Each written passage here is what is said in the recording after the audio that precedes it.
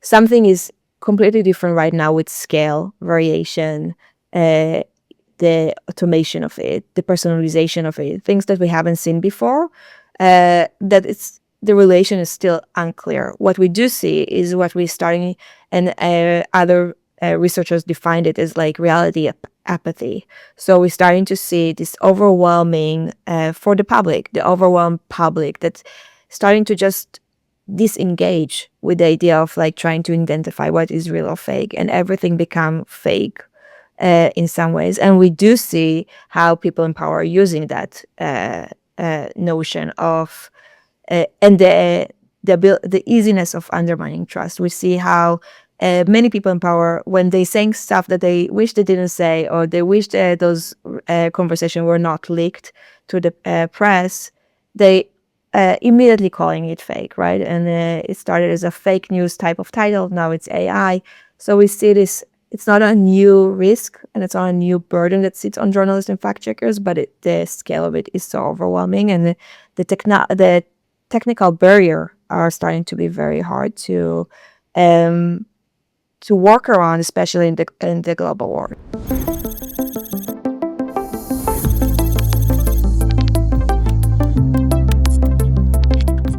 Shirin Anlen, welcome to the Human Zero Day. Thank you so much for joining me for another part of the speaker series. I'm really excited to have you here. Thank you. Thank you, Michael. I'm excited to be here. Shirin, we've known each other now for I think a little bit over a year. You have an incredible I think opportunity with what you're doing with Witness in the context of human rights, in the context of misinformation, of disinformation, areas where it really matters, areas of extremely high impact, and getting a front row seat to seeing how AI generated content is impacting different ecosystems, different populations. A lot of us, I think, we've talked about how in other episodes about how we have these echo chambers on social media, but you get to live outside of your echo chamber because you get exposed to the different things that the media has to offer. And so really excited to hear a little bit more about this intersection point. But before we get into that, can you share with me a little bit about your own background, your own story? How did you get involved with this type of work? Of course. So I'm Shirin. I'm originally from Israel, but I'm based in Brooklyn. My background started as interactive storytelling. I did a project with VR, AR, using machine learning as well to develop stories based on real life stories. Develop experiences, immersive experiences like immersive theater or interactive way of experiencing things in VR. And slowly I started to feel I need more. I need to understand more or engage better around the impact of the technology I've been using, but also uh, uh, thinking about the stories I've been trying to tell. What is actually who is the audience that it's reach? So that's what led me to Witness. I started to look around and I saw the position for media technologist, and I joined Witness 3 years ago as the media technologist, where I am part of a team called Technology Threats and Opportunity. We're looking at threats and opportunities of emerging tech, and our entire mission at Witness, we are a 30-year-old organization, global human rights organization, sits on 5 continents. And our mission is how we can use video and emerging technology to protect and defend human rights. And so in that, under that mission, since 2018, our executive director really started to question what will be the future of trust when we're thinking about synthetic media, deepfake, generative AI. And my team started to evolve. And so we are looking at different aspects of how AI impact election, conflict, gender aspect, non-consensual deepfake imagery, and really working along our communities on the ground, human rights defenders, journalists, fact checkers, and really trying to support them. And what does it mean to create and verify authentic content in order to protect human rights evidence, because we are in the age where trust is being undermined all the time. And what the tools we have to show what happened, to really hold the people accountable is through videos, audiovisual content. So we have to protect the Mm. trustworthiness of that. So Shireen, walk me through a little bit your perspective of what does it mean for the media, audio and video to represent a reality with a certain level of trust around it, and then what's happening in the world which is beginning to undermine that. What you said. The executive director back in 2018 said, "Listen, we have to reconsider what our relationship is with the evidence we see." So I will try to break down your question to two, right? The first part, can you repeat the first part? Well, this what's happening in the world of trust and digital media, this transition that we've been seeing. What happened before 2018, after 2018, and how is this relationship changing? Yeah, it's a really interesting question, the relation to trust, because I don't think as a society we are still equipped to really understand what is changing and how the impact of manipulated AI, deceptive AI on trust in general, because only the role or the idea of AI already undermine trust without even using AI, which there are many lessons to learn from early age of media in general that was manipulated from the very start, not necessarily using AI, right? But something is completely different right now with scale, variation, uh, the automation of it, the personalization of it, things that we haven't seen before. That it's the relation is still unclear. What we do see is what we're starting, and other researchers defined it as like reality apathy. So we're starting to see this overwhelming for the public, the overwhelmed public that's starting to just disengage with the idea of like trying to identify what is real or fake, and everything become fake in some ways. And we do see how people in power are using that notion of and the easiness of undermining trust. We see how many people in power, when they saying stuff that they wish they didn't say, or they wish those conversations were not leaked to the press, they immediately calling it fake, right? And it started as a fake news type of title. Now it's AI. So we see this. It's not a new risk and it's not a new burden that sits on journalists and fact checkers, but the scale of it is so overwhelming, and the technical barrier are starting to be very hard um, to work around, especially in the global world. So, and can you give me a picture of over the last, I guess, since 2018, what's been the how has this evolved over time? So, it sounds to me like 2018 there's a big flag that was raised which says, okay, deepfakes are going to, or synthetic media is going to be a thing. We need to account for that. We need to prepare for that. We need to reconsider how we evaluate and trust the media we see. In reality, how has this actually been impacting society over the last few years? What has been your own personal experience with that?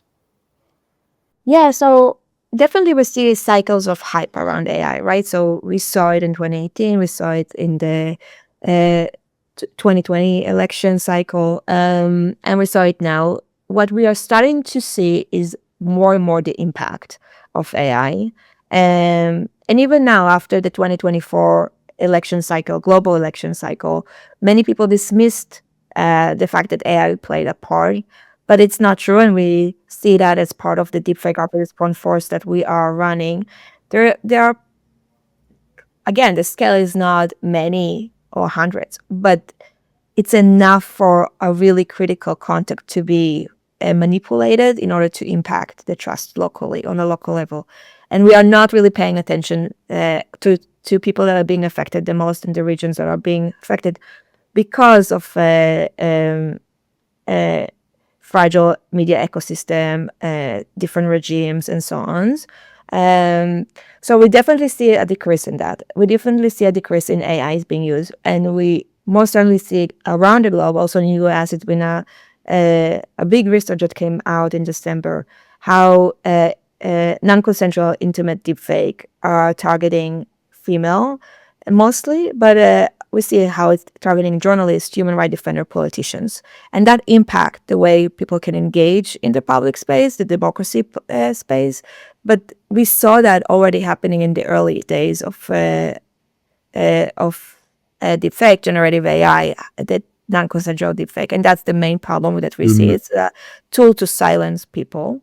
Um, and then again, going back into our insight, working really closely, and I will shout out to Clarity of being part of this force. Is that we see a lot of audio manipulation, which is a very interesting type of trend that we haven't seen before. So slowly we're starting to see, we saw at the beginning more images, and now we see audio, much more personalized content, much more interactive content.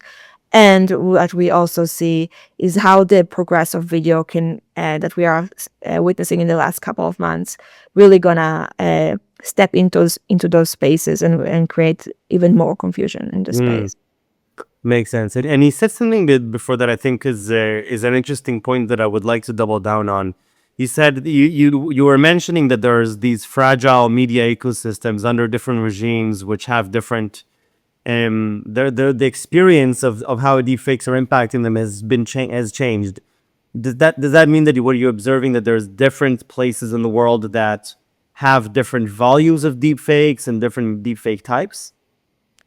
Uh, I think due to lack of access to media literacy, lack of access to detection, lack of understanding of the technical infrastructure. There is a gap in access in general, right? And that's already increasing.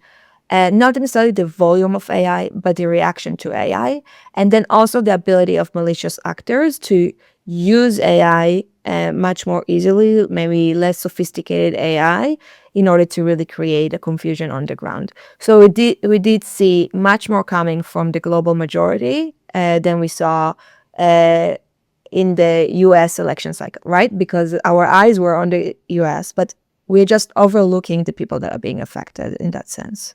And so, what's the state of play today? If we had to look at, the day, today's day, the January 29th, where are we at with the state of, I guess, deep fakes or synthetic media in general in the context of trust online?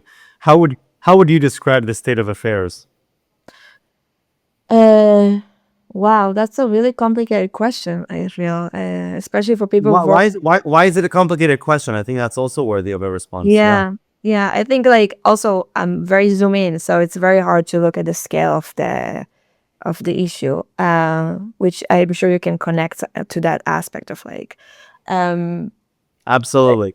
yeah. But it's also it's just very complicated to understand the relation of the impact of AI on us, and where is it going. I think what we are seeing also in the policy space that we are at a point that we have the chance to affect the infrastructure that is being designed right now.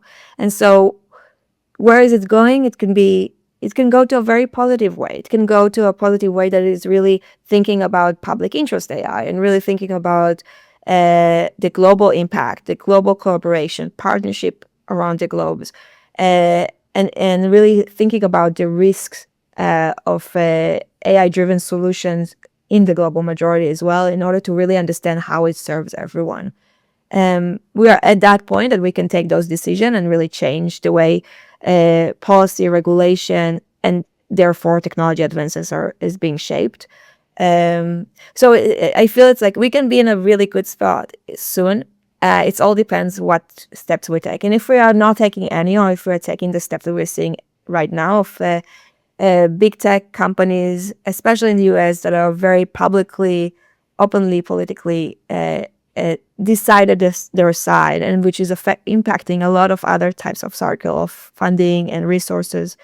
Um, we will see a decline in trust, right? Which we're already seeing on X and other platforms. Yeah. So, if you had to give your 2 cents on what are the things that we as a society should adopt and implement over the next couple of years, to, because it sounds like you're painting a picture where this is sort of this inflection moment where we have to start crafting how does our digital infrastructure look like in preparation of synthetic media and the entrance of synthetic media.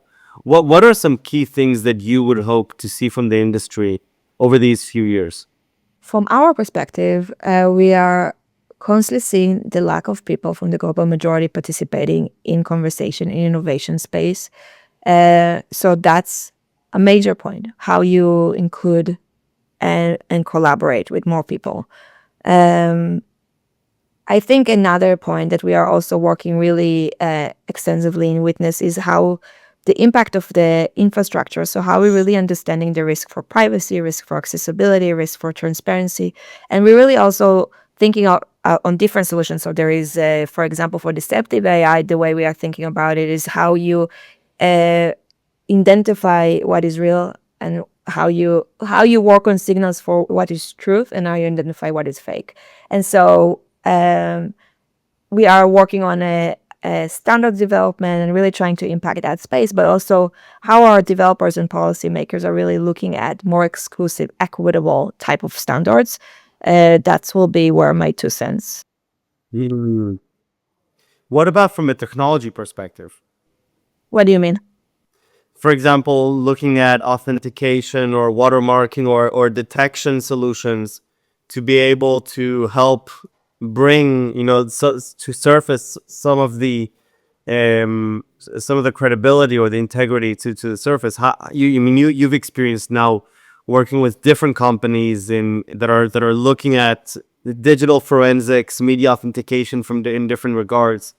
What is your experience of that, and how do you see this moving forward?